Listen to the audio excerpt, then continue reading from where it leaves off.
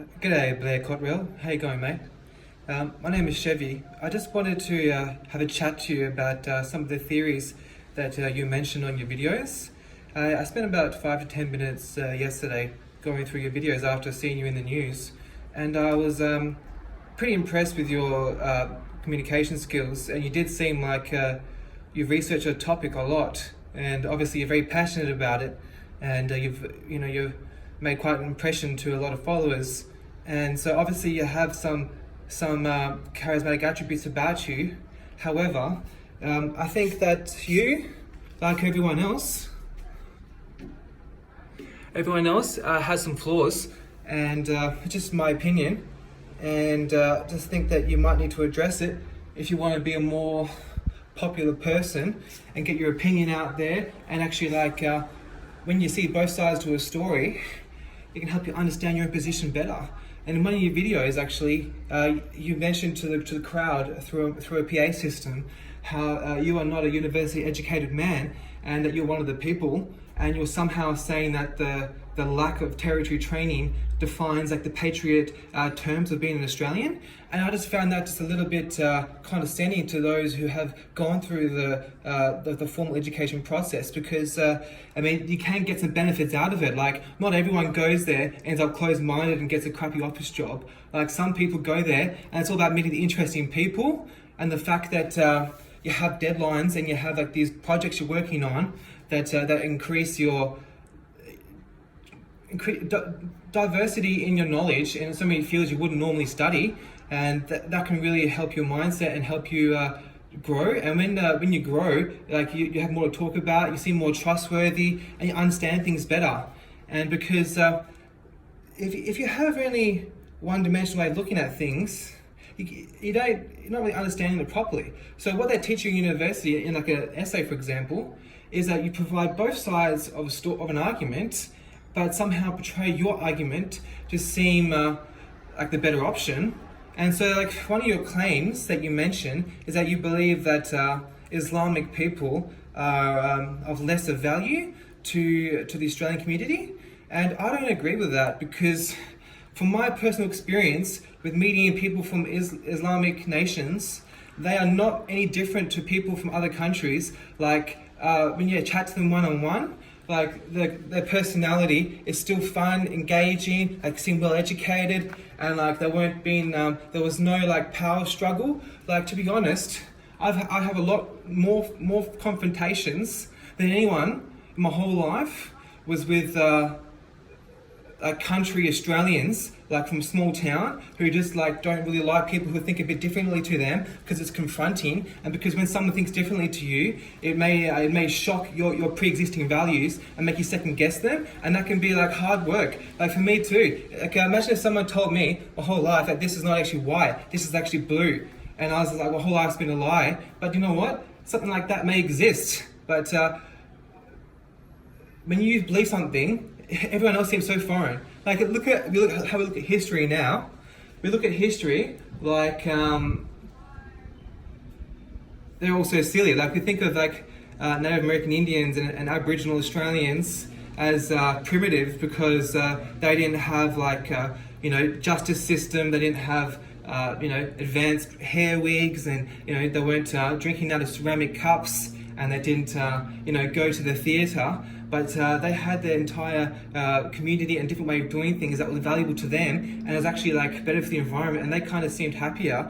And they had like a leader of about 3,000 people in a community. So what we have now is like one president for like 300 million people, and that's like illogical to have that much power to one man or woman or non-gender specific person. That's too much power. And so the problem with that is,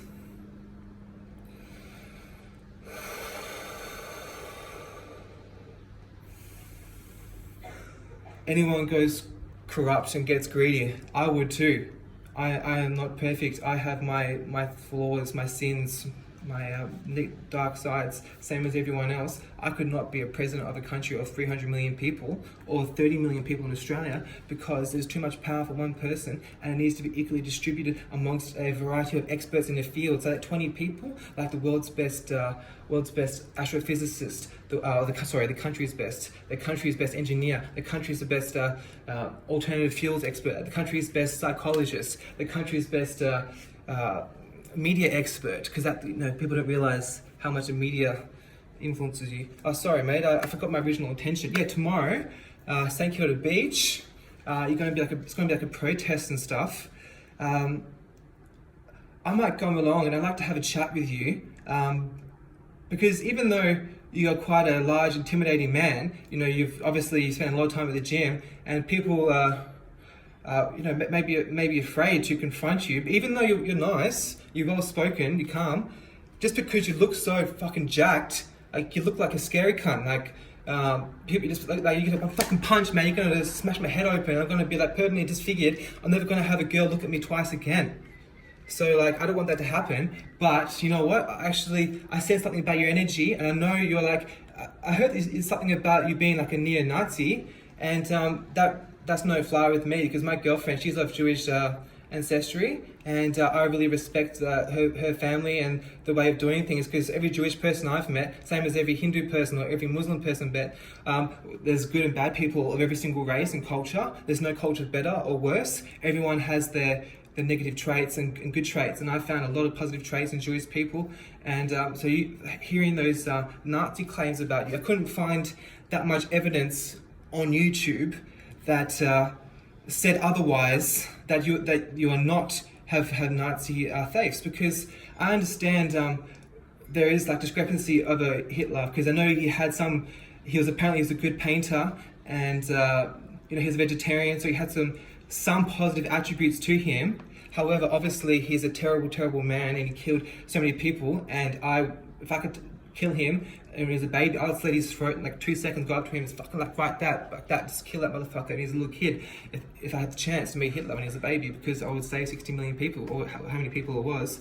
And to hear that you have some kind of respect for Adolf Hitler, I mean, that's not cool, man, because there's nothing that common in a race of people, okay? There's like bad apples in every single race, but there's no genetics do not define character. It's just your environment, okay? It's nurture over nature. And I understand what you're doing. Like, obviously you're in a position of power, you're well respected, you're starting a revolution, right? You have like tens of thousands of followers. It must feel really good. And you're obviously very ambitious, and yeah, good on you for doing that. But to have these claims of like racism and to generalize like a race of people, it just shows me you haven't spent enough time talking to different types of people. Maybe you need to travel the world a little bit, like spend some time in third world countries, traveling, like go amongst the people, go like visit the community, experience the local culture, and then try and refresh your outlook and see if you're going to be so adamant on the far right. I mean, to me, I don't believe in these left and right. I think that's too. I think people are too much more dimensional than that, and I think it needs a whole new political system. So I don't really abide by the left and right. But I wanted to tell you that you are far too right. If you went to just cut it back like 20 or 30%, I really feel like you'd be more respected by the larger community, and you wouldn't just have that extremist fan base. You'd get more mainstream people, because it's like David Icke, the famous conspiracy theorist. Like, if he just toned down the lizard people, like, I would have way more respect for him, because some of his stuff he's saying is pretty spot on, mate. But some other stuff is like, I'm not sure about the old royal family being lizard people, because they see Prince Harry smile, mate. That's a fucking good smile. How could that guy be a lizard? You know what I'm saying, yo? Okay, so back to the point. Oh yeah, so if you want to catch up tomorrow at your protest, at your protest, I'll happily have a chat to you, because I'm the person more to the left, and you're the person extremely right, and because I'm not too far left, I can kind of be reasoned with. You can have a conversation with me.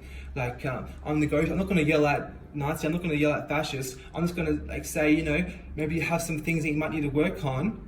but we all do. But maybe yours are just more obvious because you're in the media and you're like a go-getter, and like it's very obvious that you have these strong political beefs, and some of them are really not really tolerated. But yeah, let's have a catch up tomorrow. Please don't start too much problems, because the thing is, the media, that's one of the problems with development in the society, is that the media is so controlling over the way we think, and they are promoting these stories of segregation, and they're giving you more fame because they're trying to like paint Australia as this backward place, and they're trying to separate us, like divide us politically, more like America. Because most Australians, we are like have such good lifestyles that we don't care about politics too much, because we're too busy living our life to try and worry about these big issues that the media tries to wash on us. But I see in the United States of America, the politics is a lot more central part of them. They carry that on their shoulders all the time. They're really focusing on that, and some of them haven't got the political training and doing the health and lifestyle techniques that give them the clarity of mind to be able to rationalize politics and be able to have an opinion. And you need to do certain things to keep you grounded and open-minded, so that you can be a rational argument. Like the benefits of university that you said that you don't appreciate is that it teaches you, very important, that you need to have evidence for your claim, and you need to show both sides of the story, and you can't be too obviously biased. You have to demonstrate your point is better, but you have to do it in a really logical, structured way that makes it more feasible to the viewer. Because then if you show honesty and integrity and it's logical, then people can it increases the comprehension in their brain, and more likely to carry that thought on and then change culture. And then you, my friend, have had a significant impact on the community and on history, and you'll be remembered, and your ego can rest knowing you've been a big man. But sorry for talking so much. I just had a strong coffee earlier at the beach, and so I may have been a little bit eccentric and maybe a little bit waffling on a little bit my conversation. But I hope you get the message that just to tone it down, like the right wing about 20-30%, and you'll probably be more popular, because it's not right what you're doing. And you are getting this extreme. I know you're playing a part. You're a smart guy. You know that all the world's a stage, or all merely players in a game. We know it's a theatre. There's a dance to it, and because people look up to you because you're a big guy and you're well spoken, and so people are like, bro, this guy's fucking hard out, because there's so many young guys and no one to look up to. Because I haven't got really good male role models anymore, because all we're doing is focusing on sports stars and rap stars, and some of these guys aren't the best people, and so not many young guys that look up to you. And so I can see what you're doing, and you're doing a good job about it. But with great power comes great responsibility, because you are like a big guy, and you're you're really you're obviously intelligent, but you've obviously got a lot of problems as well. But like I said, we all have problems, but you have problems as well. And I don't think to segregate us as human beings is the best way for society as a whole, because we're all in this together. If every human is doing better, then it all helps the community. When you improve yourself, that feels good, but when you do something to help other members of society, it actually gives you inner satisfaction as well. So don't just focus on your own happiness, focus on that community. And I'd love to talk more to you one-on-one, but please don't punch me in the face, because my girlfriend likes my face, and I don't want to be fucked up. Or don't get any of your mates to come kill me either, because that would suck. Because I reckon even though I might be a little bit of a big mouth, I'm still an honest soul. I have good intentions at heart. I'm not trying to outdo you. I know you're the bigger guy, but I just wanted to have a chat, as just a couple of people, both Australian guys, I'm born in 1990, I'm from Perth, WA, you're from Melbourne, East meets West, Crips versus the Blood, Tupac versus Biggie, you know what I'm saying? Peace.